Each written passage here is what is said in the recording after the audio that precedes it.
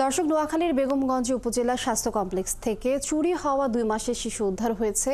এখন সেখানকার খবর আমরা জানবো। এই মুহূর্তে আমাদের সাথে সহকর্মী মিজানুর রহমান মিজান যুক্ত হচ্ছেন। মিজানুর, আমরা যে প্রতিবেদনটি দেখেছি যে দিনের বেলা একটি স্বাস্থ্য কমপ্লেক্সে থেকে শিশু চুরি হয়েছে, একটি বিষয় যে দিনের বেলা তো লোকজন থাকার কথা, সেখানে কিভাবে শিশুটি চুরি হলো আসলে, এবং কর্তৃপক্ষ এ বিষয়ে কি বলছেন, আর এই ঘটনায় মামলা হয়েছে কিনা?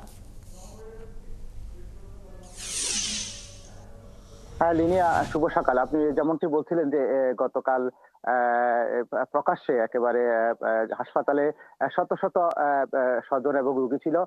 সেই খান থেকে ঠিক 2 মাস 7 দিন বয়সী শিশু সন্তান আব্দুর রহমান চুরি হয়ে গিয়েছিল।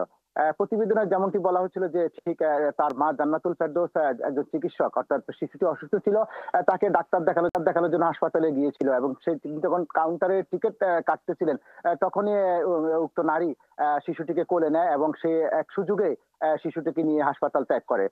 সে এই ঘটনাটি জানা যাওয়ার পর সিসি ক্যামেরার ফুটেজ শনাক্ত করা হয় এবং 71 টেলিভিশন সহ বেশ কয়েকটি গণমাধ্যম এবং সামাজিক যোগাযোগ মাধ্যমে বিষয়টি খুব প্রচার করা হয়, যার কারণে আইন শৃঙ্খলা বাহিনী তৎপর হয় এবং তারা সিসি ক্যামেরার ফুটেজ ধরে এবং উক্ত নারী হাসপাতাল থেকে বের হয়ে তিনি যে পথে গিয়েছেন সেই পথের সিসি ক্যামেরার ফুটেজ নিয়ে কাল দিনভর এক শ্বাসরুদ্ধকর অভিযান চালায় র্যাব, বেগমগঞ্জ থানা মডেল থানা পুলিশ এবং গোয়েন্দা সংস্থার সিআইডি ডিবি সহ পুলিশের সকল উইংস গতকাল কিন্তু এই শিশুটি উদ্ধারের জন্য তারা দীর্ঘ 10 ঘন্টা পর্যন্ত বিভিন্ন স্থানে তল্লাশি অভিযান কার্যক্রম করে এবং গোয়েন্দা গোপন সংবাদের ভিত্তিতে ঠিক রাত 10টায় থানা থেকে কিছুটা দূরে মিরওয়াইজপুর ইউনিয়নের 3 নম্বর ওয়ার্ডের যে উক্ত নারী তার বোনের বাড়ি থেকে শিশুটি উদ্ধার করা হয়। আমরা যতটুকু জানতে পেরেছি যে উক্ত নারী অর্থাৎ শামসুন নাহার 40, তার বাড়ি সোনাইমুড়ি উপজেলা এবং ঠিক কয়েকদিন আগে তার একটা শিশু সন্তান মারা গিয়েছিল।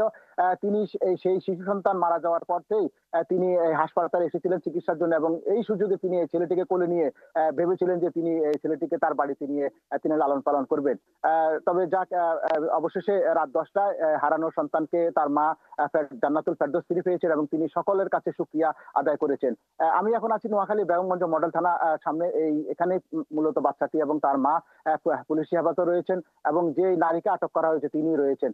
আজকে হয়তো দিনের যে কোনো বেলায় তাদেরকে আদালতে প্রেরণ করা হবে। আদালতের মাধ্যমে শিশু সন্তানটিকে তার মায়ের কাছে দেওয়া হবে এবং যে নারীকে আটক করা হয়েছে শামসুন নাহার, তাকে হয়তো মানব পাচার আইনে মামলা করে তাকে পুলিশে কোর্টে প্রেরণ করা হবে। মিজানুর রহমান, অসংখ্য ধন্যবাদ যুক্ত হবার জন্য। আপনি যেমনটি বলছিলেন যে শ্বাসরুদ্ধকর অভিযানের ফলে আসলে শিশুটি উদ্ধার হয়েছে। আপনি থাকুন, আমরা পরবর্তীতে আবার যুক্ত হব আপনার সঙ্গে।